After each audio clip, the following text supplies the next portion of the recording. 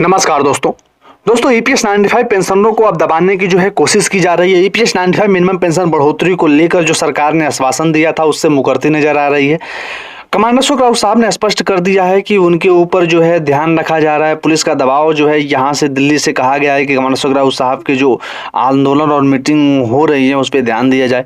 EPS 95 pension बढ़ोतरी को लेकर जो हमारे दिन खबरें चला रहे थे कि मिनिमम पेंशन बढ़ोतरी होनी है, इस प्रकार से तो सरकार हमें दबा करके रख देगी।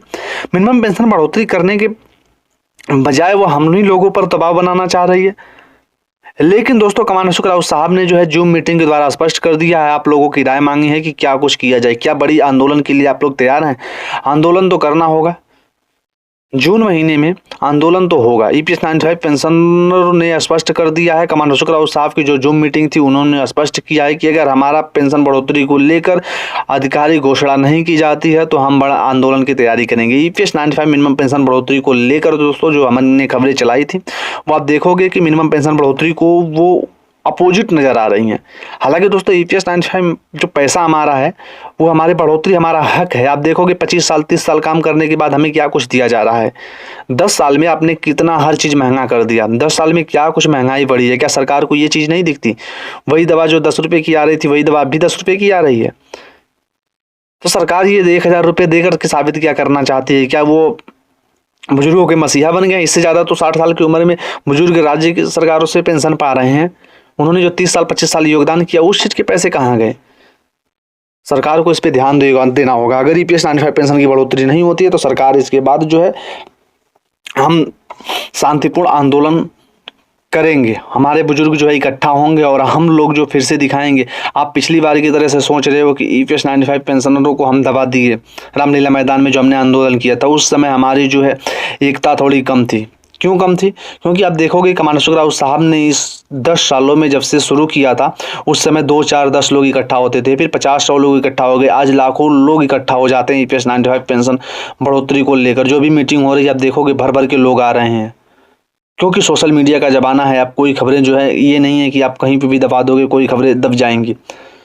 बुजुर्ग लोग यहाँ पे इकट्ठे हो रहे हैं। ये बुजुर्ग लोग जहाँ से किराया दे करके यहाँ पर आए हैं। क्या कोई किसी को किराया देकर बुलाया नहीं गया है? ना इनके पास इतने पैसे हैं।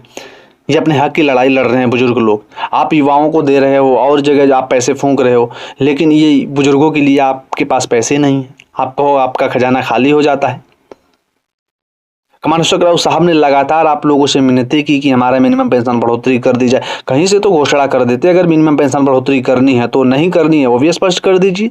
हमारा हक आपको खाना ही है, खिला ही रहे हो दूसरे को। अगर हम जो पैसे हम काम कर रहे हैं हमारा वो पैसा दूसरे को ही दिया जा रहा है ना। ईपीएस 95 मिनिमम पेंशन बढ़ोतरी को लेकर जो हमारे दिन खबरें चला रहे थे, क्या उस चीज़ को आपने झूठा कर दिया? कमांडर अशोक राउत साहब लगातार आप लोगों से मिन्नतें कर रहे हैं कि हमारे हक का पैसा है वो हमारा पैसा हमें बढ़ा दिया जाए, हमारा पैसा हमें दे दिया जाए। लगातार इस प्रकार की जो है खबरें निकल कर सामने आ रही थी कि आप जो है बढ़ाने वाले हो। अब देखोगे यही जो है ईपीएस 95 पेंशनर रोड पर आकर के खड़े हो गए हैं।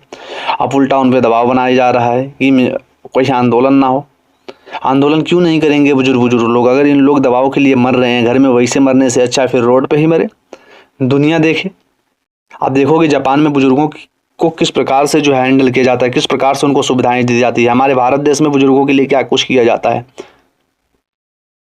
आपकी योजनाएं चलाने से नहीं होता है, ज़मीनी स्तर पर काम होना चाहिए, ज़मीनी स्तर पर लोगों को मिलना चाहिए। चलिए कितने बुजुर्ग लोगों को दिखा दें कि हॉस्पिटल के चक्कर लगा रहे हैं, ना सही से उनकी हेल्थ की रिकवर किया जा रहा है, ना कोई चीज़ हो रहा है।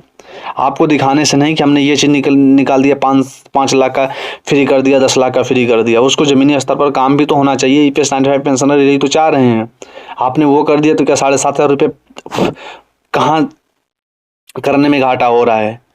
यहाँ तक कि इन लोगों ने बुजुर्ग लोगों ने प्रेजेंटेशन बनाया, आपको दिखाया, उसके बारे में बात की, बैठ के चर्चाएं हुई। और भी चर्चा करनी है तो अब चर्चा करने के लिए बुलाइए ना। अगर कहीं पे त्रुटि है या आपके पास उतना फंड नहीं हो पा रहा है तो बैठ के चर्चाएं करिए हमारे नेताओं से, उनसे मीटिंग करिए। वो आप लोगों को समझाएंगे कि कितना पैसा बन रहा है, किस में से कहाँ देना है। वो बुजुर्ग लोग हैं तो ऐसा थोड़ी है कि वो पढ़े लिखे नहीं हैं। उन्होंने फैक्ट्री में टाइमिंग दिया है तो वो वैसे नहीं लगे हुए हैं। कोई इसमें इंजीनियर है, कोई नेवी में है, कोई एयरफोर्स में है। हालांकि आप ये सही है कि आप चलो ठीक है सरकारी संस्थानों वालों को पैसे दे रहे हैं, लेकिन फिर भी वो जो कमांडर अशोक राउत साहब हम लोगों के नेतृत्व की लड़ाई लड़ रहे हैं, EPS 95 पेंशनर बुजुर्गों के लिए दोस्तों वो खड़े हैं। तो आप लोगों को भी दोस्तों सहयोग बनाना है। कमांडर अशोक राउत साहब ने स्पष्ट कर दिया है कि अगर सरकार आपकी बार हमारी बातों को नहीं सुनती है तो हम बड़े आंदोलन के लिए तैयारी किए रहेंगे। फिलहाल दोस्तों आप लोगों का क्या राय है कमेंट के माध्यम से जरूर बताइएगा। देखते हैं आगे क्या कुछ कमांडर अशोक राउत